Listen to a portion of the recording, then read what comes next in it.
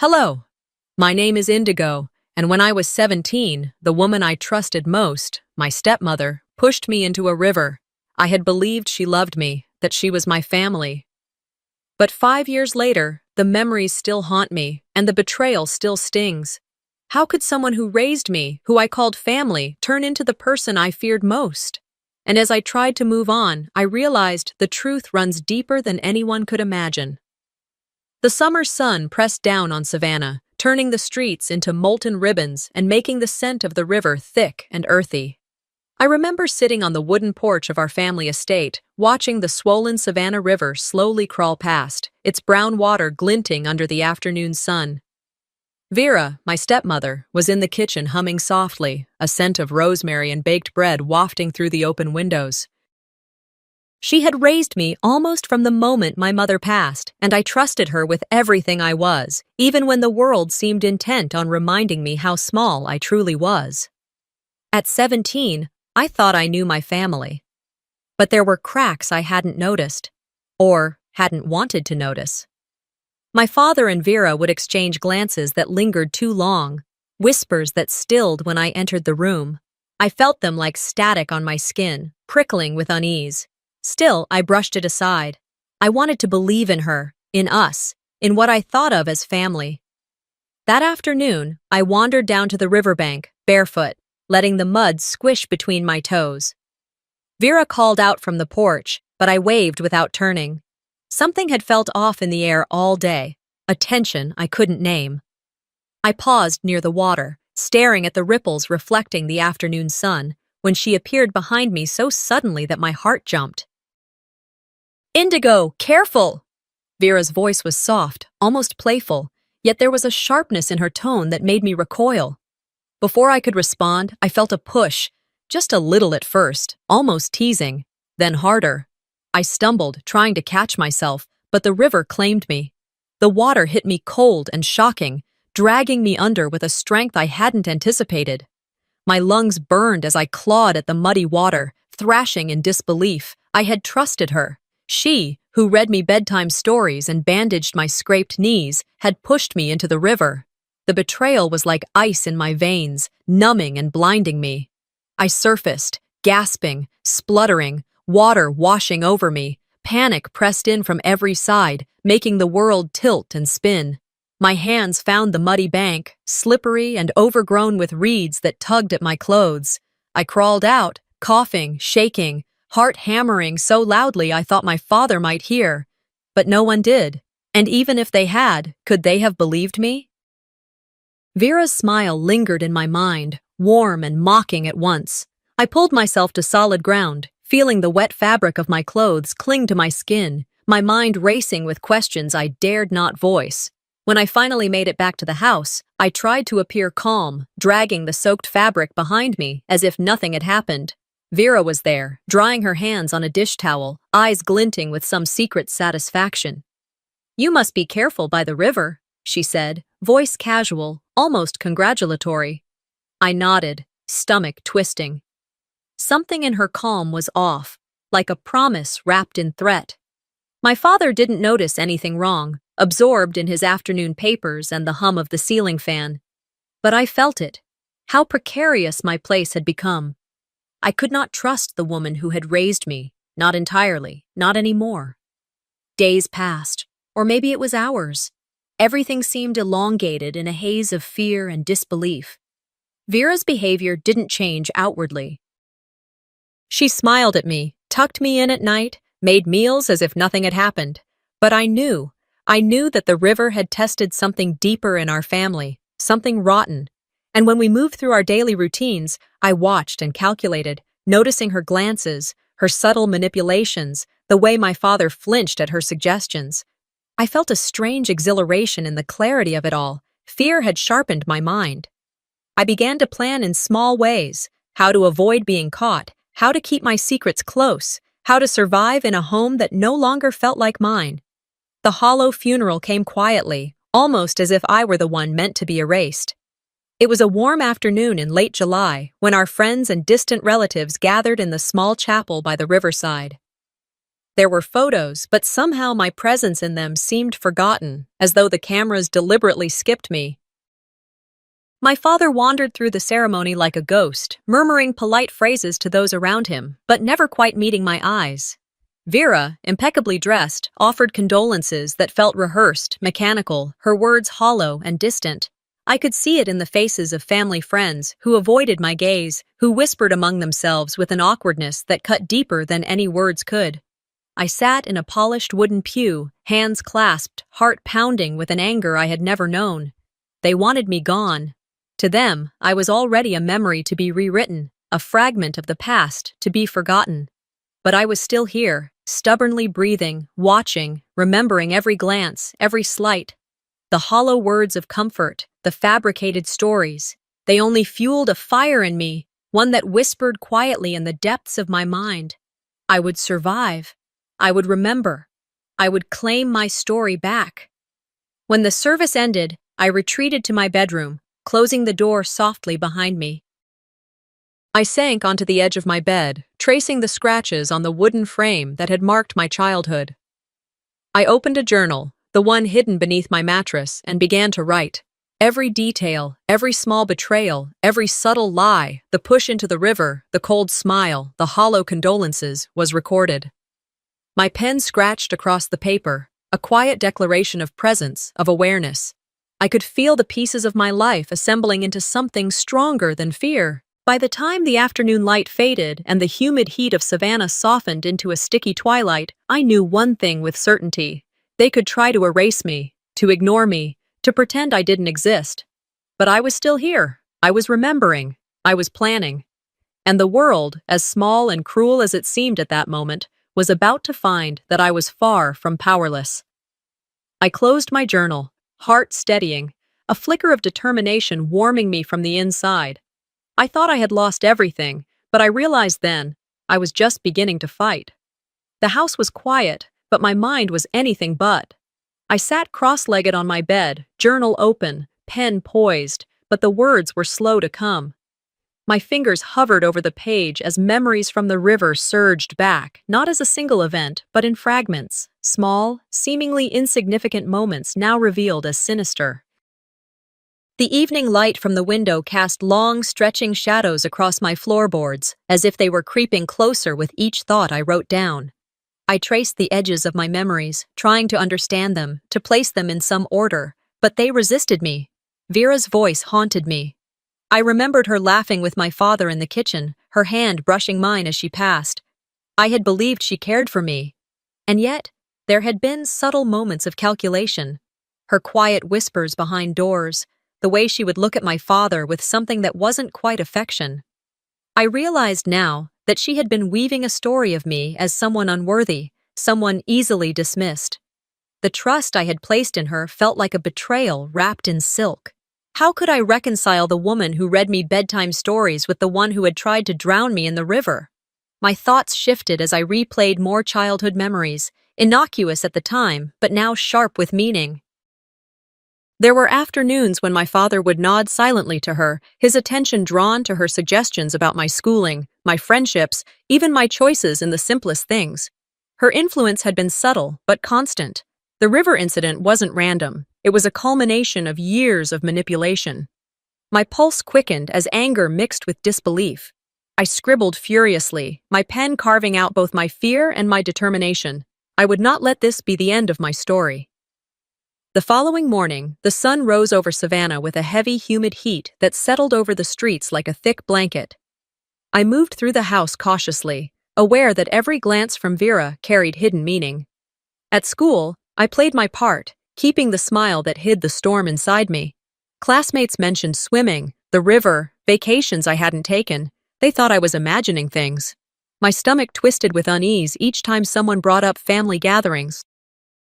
I noticed the subtle ways Vera's influence extended into my social world. Invitations ignored, gifts withheld, casual rumors whispered to classmates.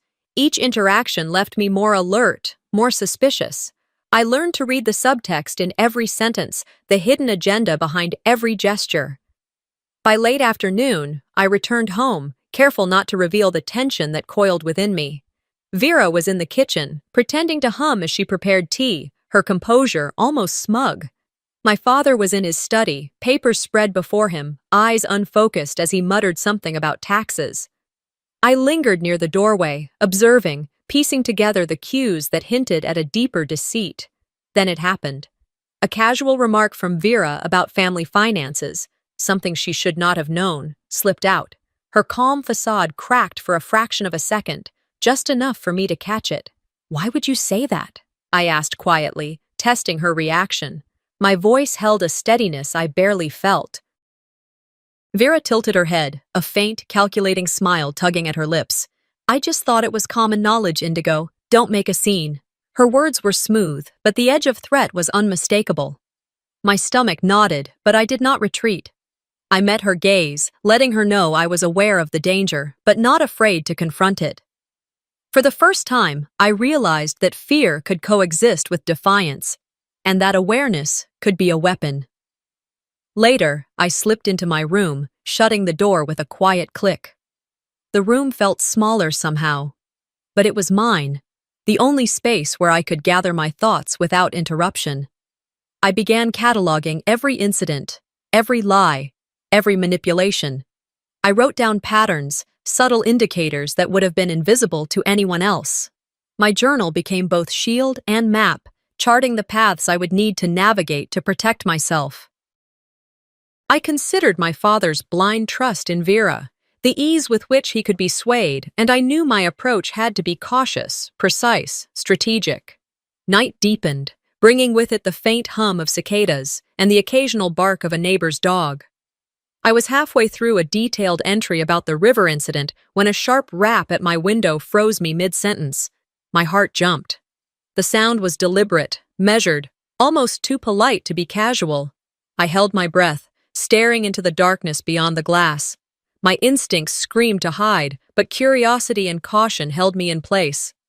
The shadows outside seemed to press closer, and for a moment, I questioned who it could be. Vera, testing my vigilance? Or someone else, watching, waiting, with motives I could not yet guess. I pressed my back against the door, listening to the night, every creak and whisper magnified. My hands shook slightly, but my mind was sharp, analyzing possibilities, assessing risk. I knew the fight was far from over. Tonight, the shadows were closing in, but I would not let them overwhelm me.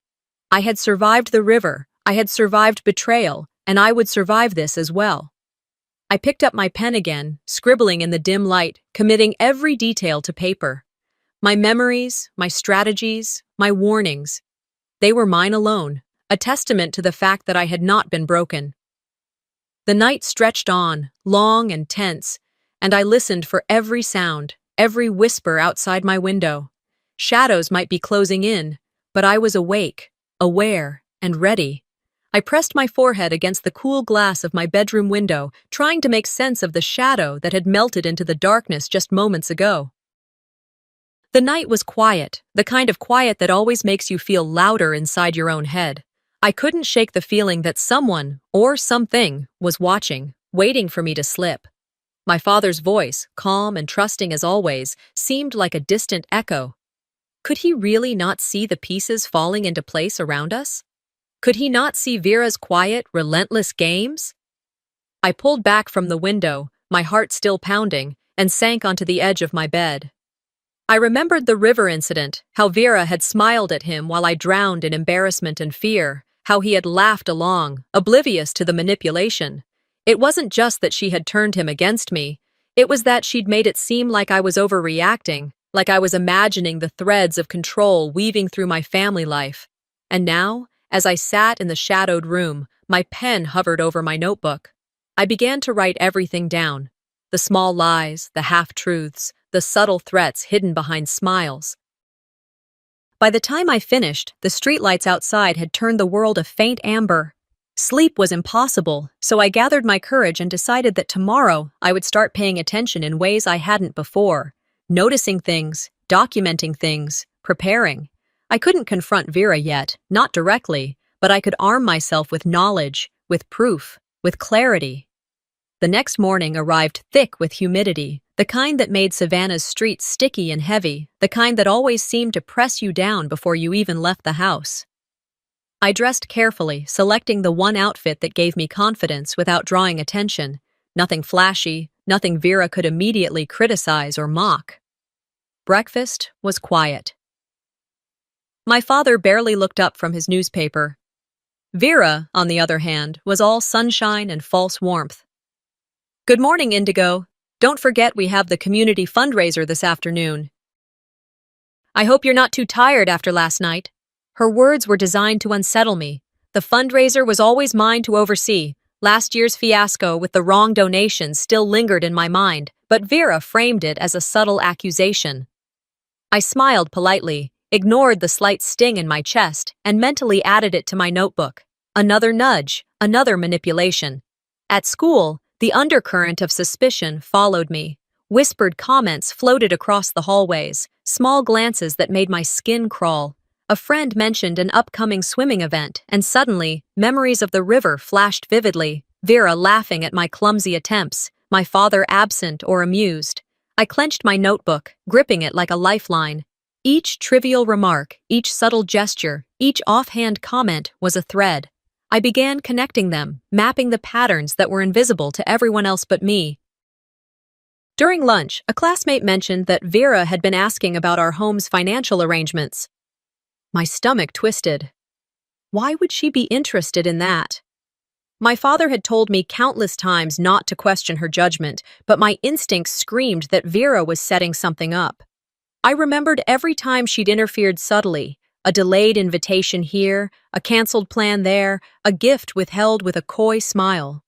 I began realizing that she wasn't just a nuisance. She was a threat, a storm hidden behind sweetness. By mid-afternoon, Vera's first overt move came. She approached our shared project at school, offering help with an almost imperceptible smirk. I watched her carefully, noting how she tried to steer our group's presentation to make me look disorganized. Her calm demeanor faltered only for a fraction of a second when I subtly corrected her, and that was all the opening I needed. Inside, I felt the rush of empowerment. I kept my voice steady, my expression neutral, while making sure she knew I had noticed. After school, I retreated to a quiet park bench under a sprawling oak.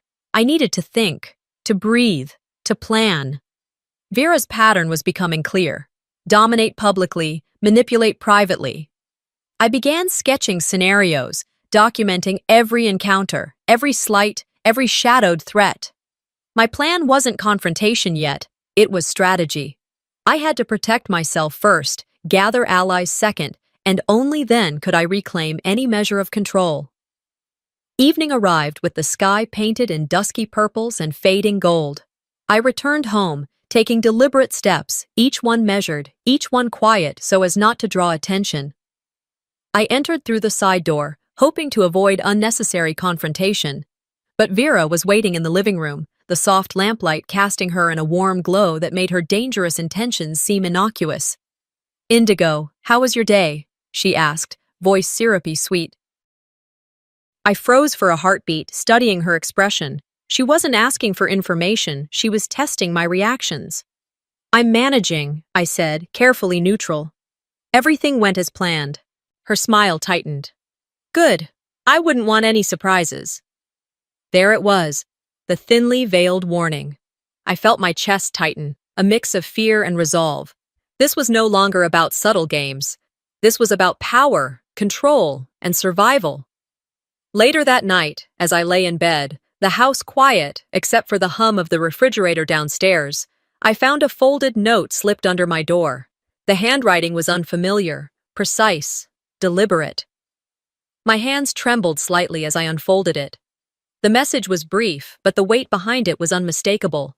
The dangers I had been sensing, the manipulation, the threat, it was only getting worse. Vera was far from finished. I pressed the note to my chest, heart racing, mind already mapping my next steps.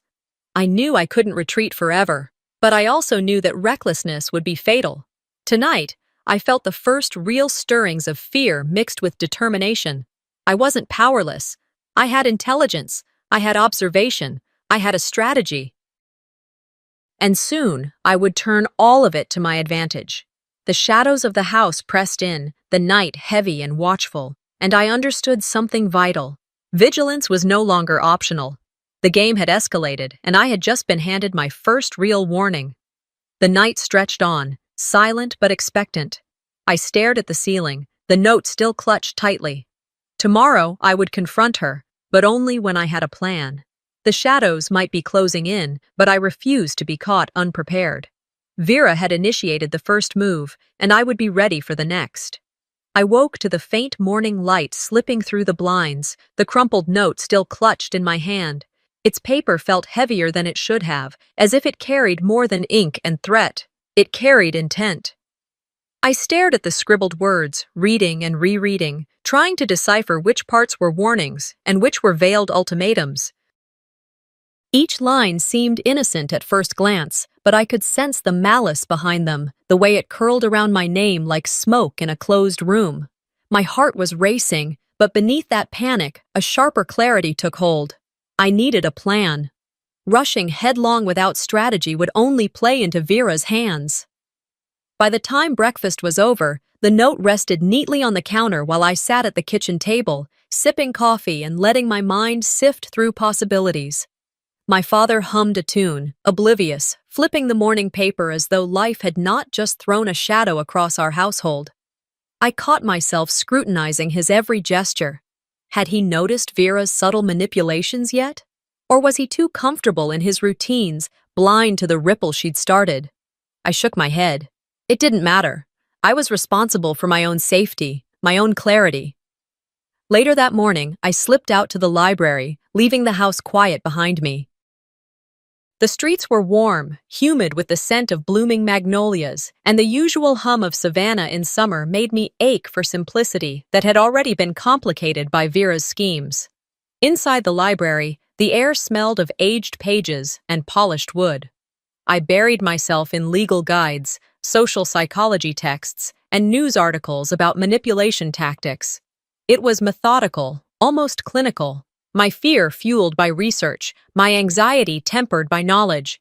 Each note I scribbled in my journal sharpened my awareness, a kind of mental armor forming around me.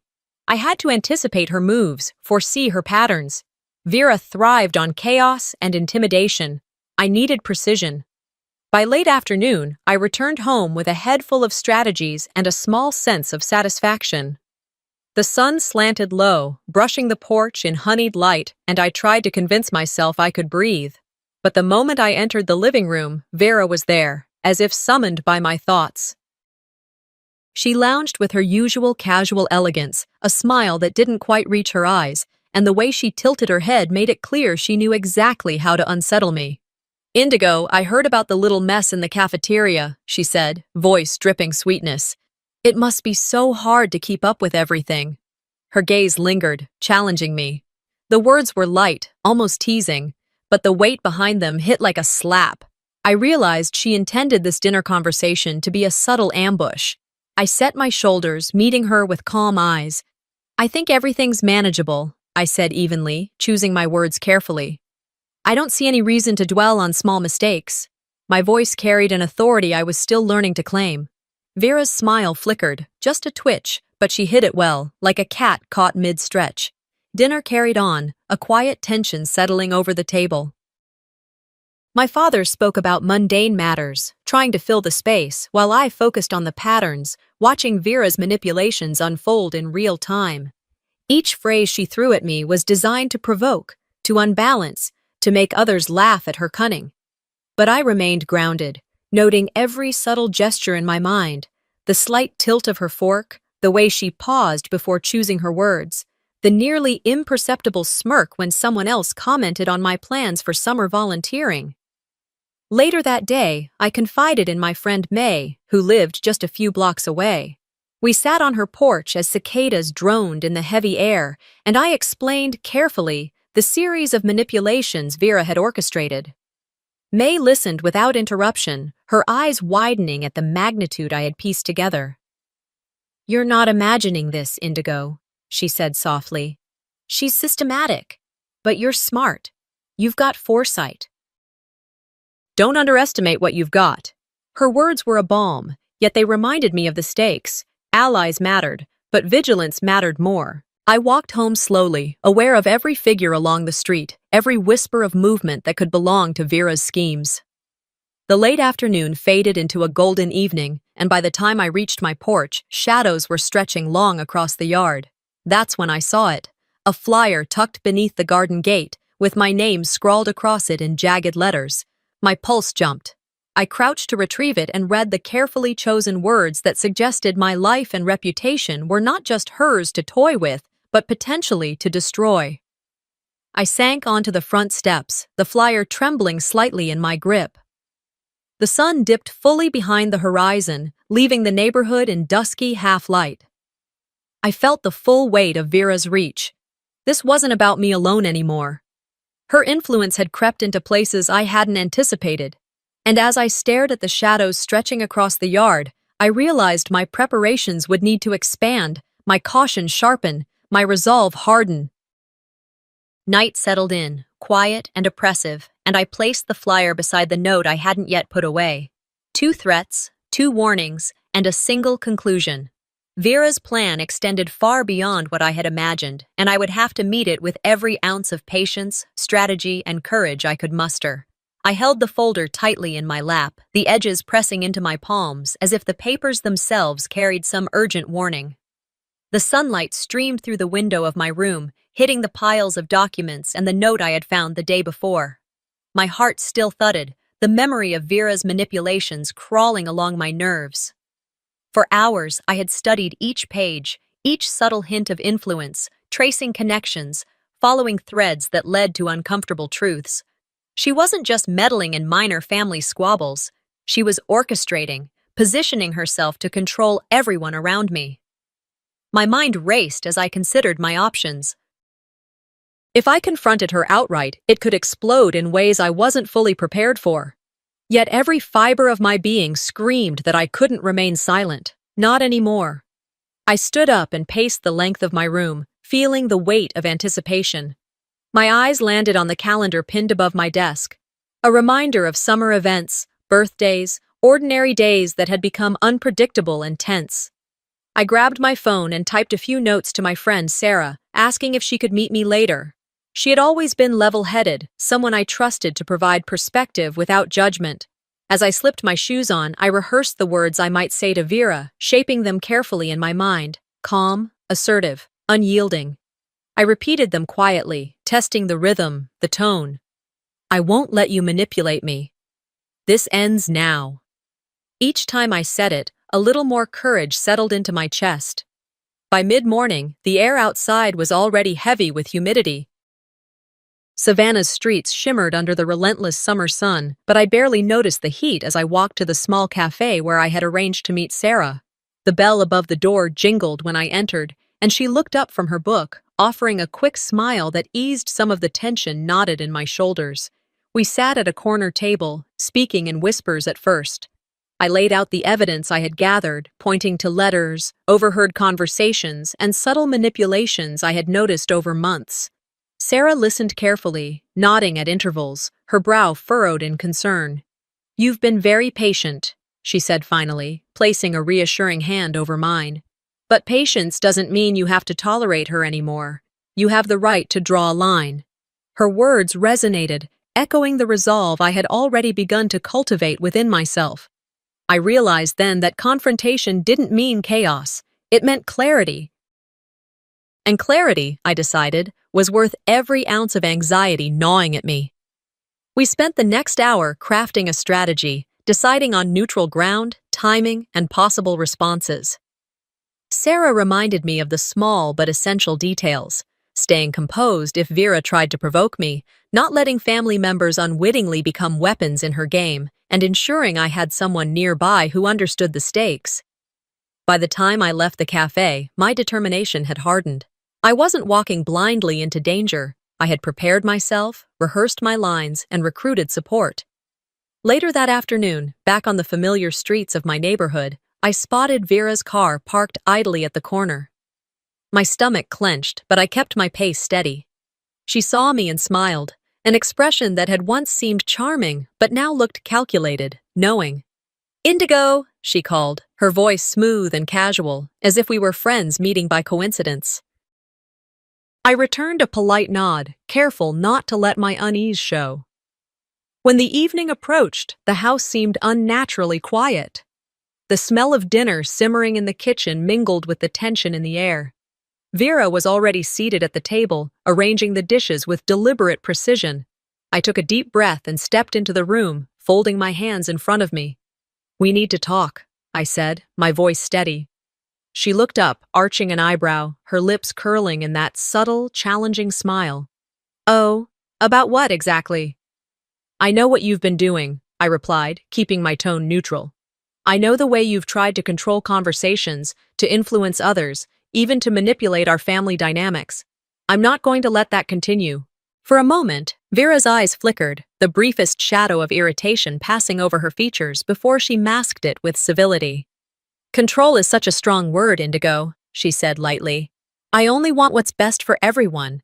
Surely you understand that." I didn't flinch. "Best for everyone doesn't mean undermining me or forcing me to comply with your schemes. I'm setting my boundaries, Vera. I expect you to respect them." The tension around the table thickened, the subtle glances of other family members betraying a mixture of surprise and curiosity. Vera tilted her head, clearly measuring my response, testing whether fear still dictated my reactions. "Well," she said slowly, "I suppose you think you're in charge now." "I'm in charge of myself," I corrected firmly, "and that's not negotiable." Dinner continued with strained civility. Each attempt Vera made to redirect conversations or cast doubt on my words, I countered with calm, measured responses. I noticed how her manipulations began to falter, the control she usually wielded slipping just enough for me to see the cracks. My confidence grew with each exchange. By the time the last dish was cleared, I felt an unfamiliar sense of triumph, a quiet acknowledgement that standing my ground had shifted the balance, however slightly, in my favor.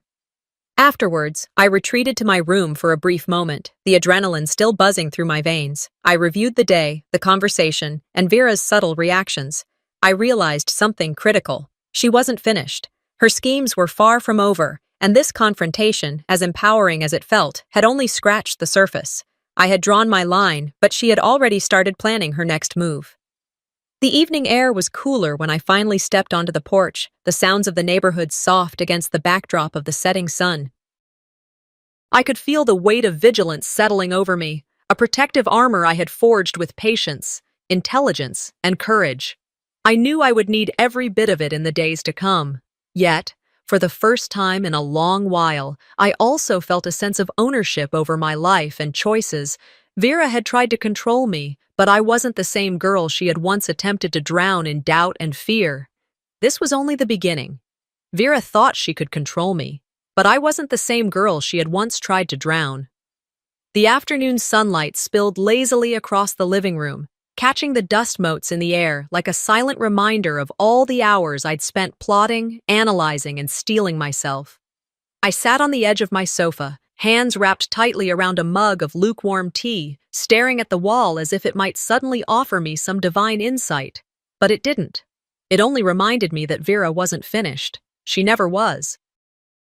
I could feel the tension coiling in my chest like a live wire, every instinct screaming that her retaliation was coming, soon, and with a force I couldn't yet measure.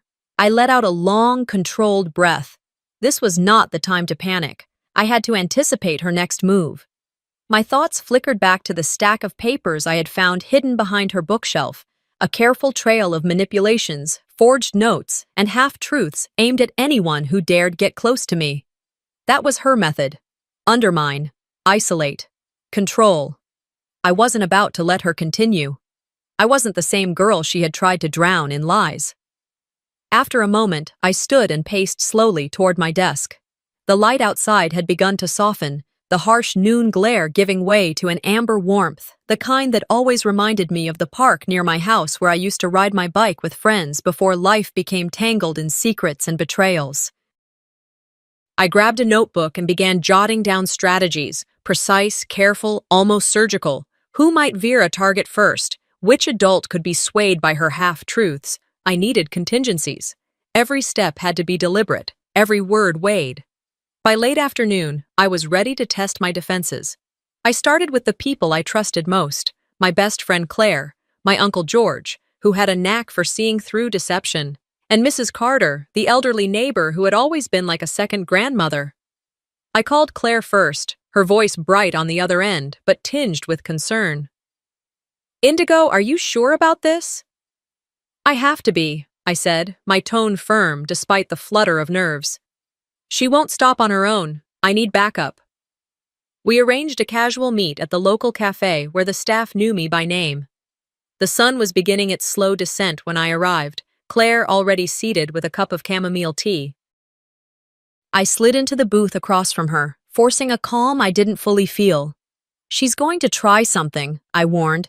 "I need you to be ready to speak up if things start to spiral." Claire nodded, her expression grave. "You're not in this alone, Indigo. We'll handle it together." That night, the first strike came. I heard about it through whispers that traveled faster than any rumor should.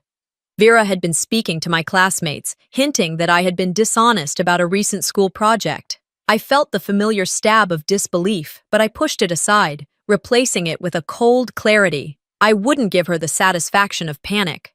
Instead, I compiled every piece of evidence I could find, drafts, emails, witness statements, and prepared to confront her at her own dinner party, where she was hosting neighbors and family. The following evening, I arrived at Vera's house, the twilight painting long shadows across the manicured lawn. The soft chatter of guests floated through the open French doors. I felt my stomach tighten, but I held my head high, rehearsing exactly what I would say.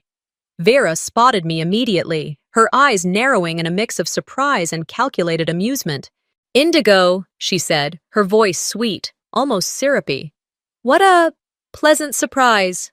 I forced a smile, stepping inside without hesitation. "Vera," I said evenly, letting my gaze sweep across the assembled guests. "We need to talk about the things you've been saying, about me." The room shifted. A few guests exchanged uncomfortable glances. Vera's lips pressed into a thin line, and I could see the wheels turning behind her eyes. "Oh, Indigo," she purred. "I don't know what you mean. I'm sure it's all just misunderstanding." But I was prepared. I laid out the evidence calmly, each piece a thread unraveling the tapestry of lies she had been spinning. I watched as her carefully crafted smile faltered. A neighbor whispered, "I had no idea." And I felt a flicker of satisfaction. My heart was still racing, but the fear that had gripped me in the past weeks was now mingled with something stronger: control. Vera's attempts to sideline me with subtle digs, whispered accusations, and condescending smiles were relentless. She tried to twist the narrative, suggesting I was exaggerating or imagining slights, but I countered each tactic with facts, with calm logic, with the quiet authority of someone who had endured manipulation for too long to be intimidated. At one point, she leaned toward a family friend, murmuring something meant to isolate me. I turned toward them, holding the room's attention. "If you listen carefully," I said, voice steady, "you'll see who's telling the truth." The air shifted, charged with tension, and I realized I wasn't just defending myself. I was reclaiming my space in this world, asserting that deceit would no longer dictate my life. The climax came when Vera's facade finally cracked. In front of everyone, she made a final attempt to belittle me, her tone sharp, cutting. I met her eyes without flinching. "I won't let you manipulate anyone else with lies," I said firmly. The words were simple, but the room absorbed their weight. Vera's usual confidence faltered, and in that moment I felt the power shift. I had taken control. The evening ended with a quiet departure on my part, leaving Vera to stew among her guests. Walking back through the dimly lit streets toward home, I felt the adrenaline ebb, leaving a satisfying exhaustion in its wake. I had won this battle, yes, but I knew the war was far from over. There was a storm gathering on the horizon, and I could already sense the edges of it brushing against the rooftops and streetlights. By the time I slipped into my bedroom, night fully settled over Savannah. I allowed myself a moment of reflection. I had faced her head on, and I had not cowered. My family and friends had seen me stand my ground, but deep inside, a seed of caution had taken root. Vera was not someone who accepted defeat gracefully, and I needed to be ready for whatever she would try next. No more hesitation, no more doubt. I would meet her at every turn, with eyes wide open and heart steady. I set my notes on the desk, the lamp casting long shadows across the pages. Outside, the cicadas hummed their steady song, indifferent to human conflict. And in that hum, I found a strange comfort, a reminder that life went on, and so would I, armed with the knowledge that courage was something you chose every day. I could feel it in my bones the moment I stepped into the warm Savannah morning. The tension in the air was thick, like the humidity itself was conspiring with Vera. The thought of her scheming again gnawed at me relentlessly. Even after the last confrontation, I knew that she wasn't done. Her anger, her bitterness, they weren't fleeting. They were a storm gathering just beyond the horizon. I paced across my room, sliding my fingers over the surface of my desk, feeling the texture of the papers, the edges of the photographs I had carefully gathered. Each one a testament to the lies Vera had spun, each one a piece of the puzzle I was assembling to confront her. I left my house mid-morning, letting the sun burn off the last of the early dew on the streets. I drove slowly past familiar Savannah streets, my mind rehearsing every possible scenario. What if she cornered me in front of my friends at the community center? What if she tried to make it personal in front of my father? The anxiety made my stomach twist, but it also sharpened my focus. I couldn't afford to falter, not now, not when everything I cared about, everything I had worked to protect, was on the line. By the time I reached Vera's house, the late morning sun had turned the streets golden, the shadows of live oaks stretching lazily across the sidewalks. I parked a few houses down, my pulse quickening. I could see her through the curtains, moving with that deliberate precision she always carried, as if plotting the world around her like pieces on a chessboard. My hand rested on the door handle of my car, gripping the leather, grounding myself. Today, I reminded myself I would not be intimidated. I had barely crossed the threshold of the community center that afternoon when I realized how calculated Vera's next move was. She had chosen the town's summer fundraiser as her stage, a public place teeming with neighbors, families, and friends. And, true to form, she began her attack subtly at first, inserting whispered accusations to those around me. I felt the initial sting of shock, a flash of fear that made my chest tighten. Someone had leaned close and whispered something about me that wasn't true, and I caught the glint of satisfaction in Vera's eyes across the room. But I refused to let the fear control me. I straightened my posture and approached my allies, quietly signaling to my friends and a few trusted community members that something was amiss. As whispers of the lies circulated, I calmly presented the evidence I had gathered: receipts, messages, even recorded conversations where Vera had twisted the truth. The murmurs around us grew into stunned silence. My heart pounded in my chest, not with fear, but with the clarity of purpose. I realized in that moment that courage wasn't the absence of fear. It was acting in spite of it. "Indigo," Vera hissed under her breath as I approached her, voice sharp with indignation. "You think you can just turn everything around on me?" "I think the truth has a way of catching up with people, Vera," I replied, my voice steady, each word deliberate. "And I think you'll find that the community isn't so easily fooled." The room felt smaller suddenly, the heat of the afternoon sun mingling with the tension crackling between us. Vera tried again, this time more brazenly, accusing me of deceit and manipulation, attempting to rally others to her side. But the strategy I had rehearsed, the evidence laid out carefully, left her scrambling. People started asking questions, piecing together inconsistencies in her story. Her eyes flickered with something I hadn't seen before: panic. I advanced cautiously, mindful of her unpredictable nature. "You can keep trying, Vera," I said, stepping closer. "But there's a line. You crossed it a long time ago. And I won't let you hurt my family or my reputation any further." The showdown reached its peak as she raised her voice, words sharp and cutting, trying to provoke me, to make me falter. But I met each accusation with calm, pointing out each misstep in her lies. Neighbors, friends, even my father, who had arrived unexpectedly, watched in growing astonishment as the truth unfolded. Vera's mask of control cracked in real time. For the first time, she wasn't the one commanding the narrative. She was reacting to it. A strange mix of emotions surged through me: relief, triumph, and an undeniable sadness for the time lost to her manipulation. Yet, even as I stood there, victorious in that public space, a part of me remained vigilant. I had won this battle, but the reverberations of her actions would linger: legal questions, social judgments, emotional scars. I couldn't ignore that. As evening approached, the sun dipping low over the moss-draped oaks, Vera retreated, her fury simmering under the surface. I remained, surrounded by a few allies, feeling the weight of what had just transpired. Though the immediate threat had passed, I sensed the aftermath would demand careful attention. The night air carried a quiet, tense promise of challenges yet to come. Walking back to my car, I reflected on the resilience that had brought me here. I had taken control when it mattered, faced fear without letting it dictate my actions, and defended my family with intelligence and integrity. Each step toward home felt lighter, yet my mind raced with possibilities. Vera's retaliation might not have succeeded, but I knew she would be calculating her next move, even now. By the time I reached the comfort of my room, the sky had turned deep indigo, the same color as the dress I had worn at the fundraiser. A subtle, almost poetic reflection of the battle within me. I sank into the chair by my desk, reviewing the day's events, cataloging the reactions, the small victories, the lessons learned. I knew that while this confrontation had been decisive, the war, emotional, social, and moral, was not yet concluded.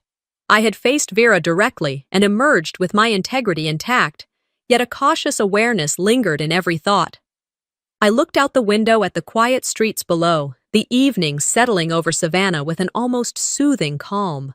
I allowed myself a single deep breath, a momentary pause to acknowledge the victory, however tentative, but the faintest shadow of unease reminded me that vigilance must remain. Vera's ambition, her bitterness, her need to control, these were forces that would not vanish overnight.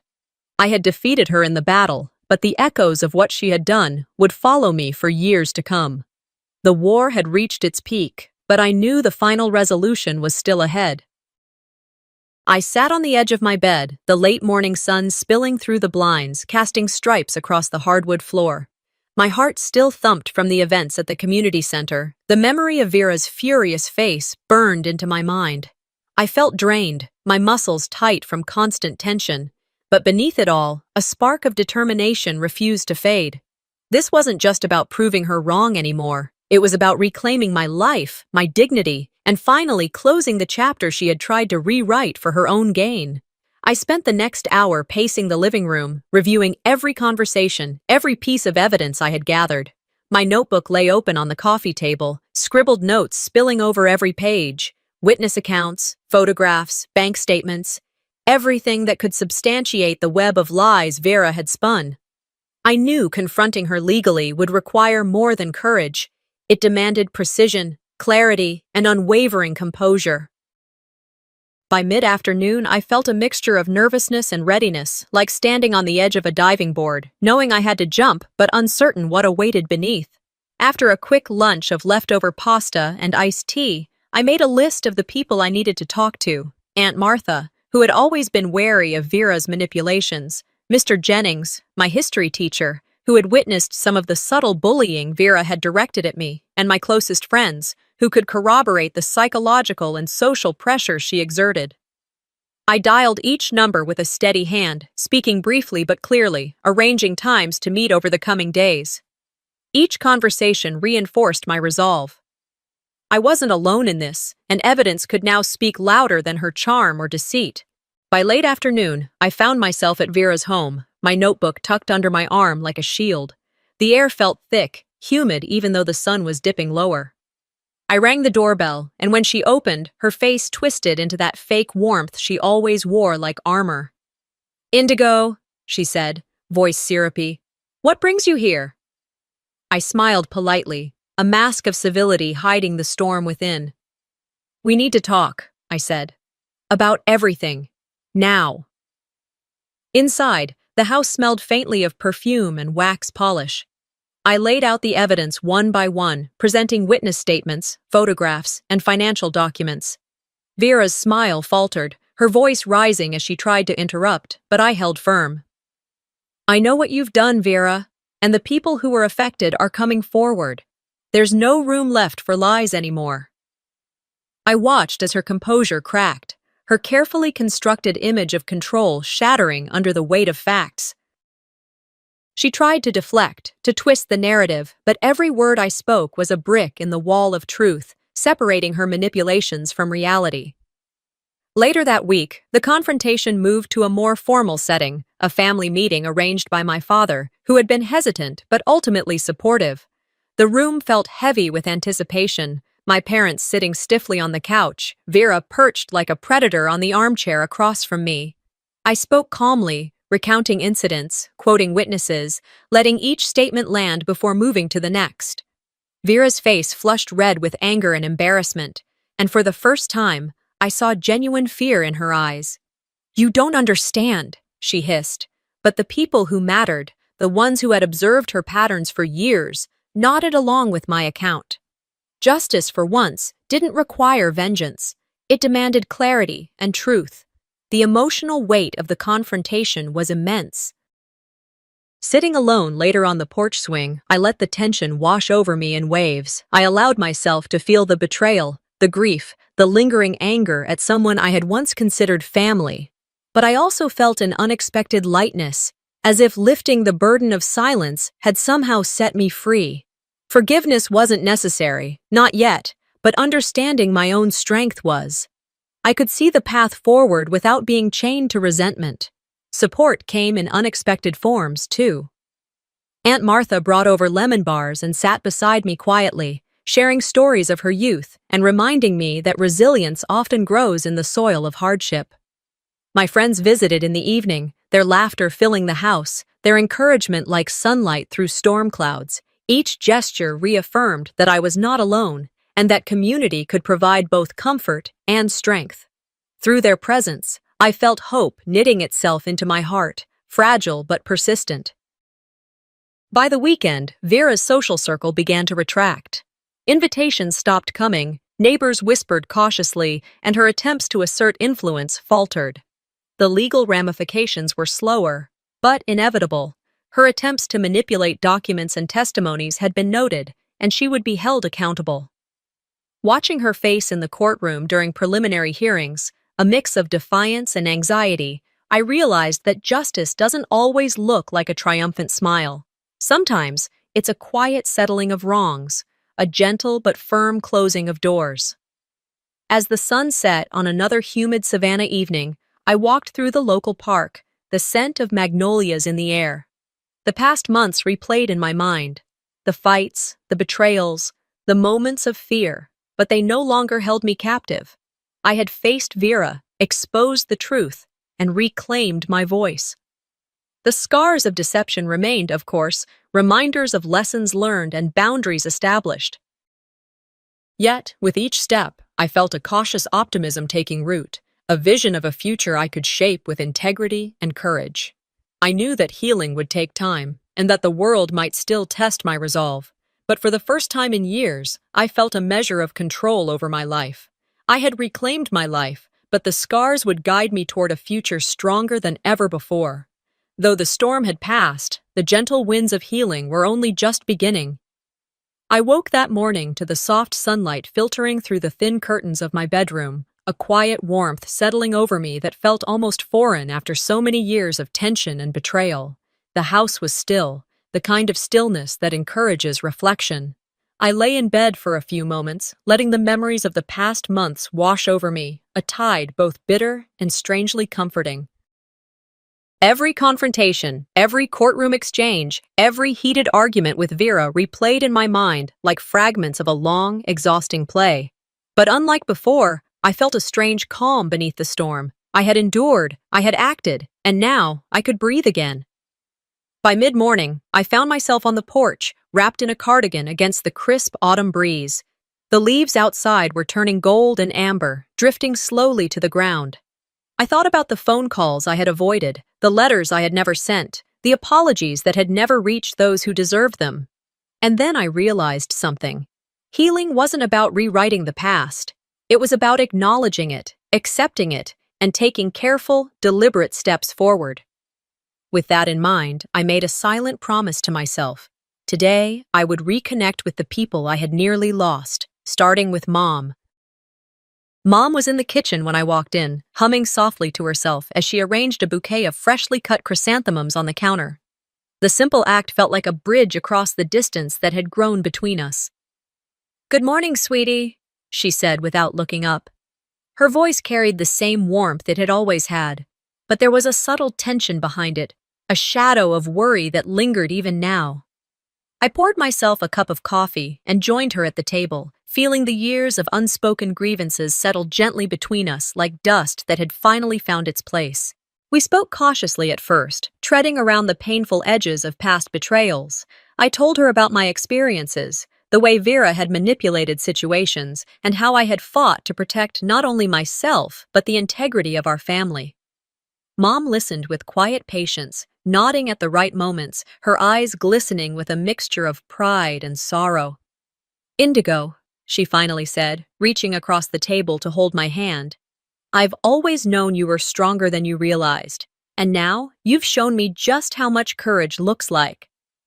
That simple acknowledgement, free from recrimination or guilt, felt like a balm I hadn't known I needed. Later that afternoon, I met with Sarah, my oldest friend, at the local park where we had spent countless afternoons as kids, laughing and dreaming about the future. Watching the sunlight dance on the pond's surface, I felt a subtle shift in our dynamic.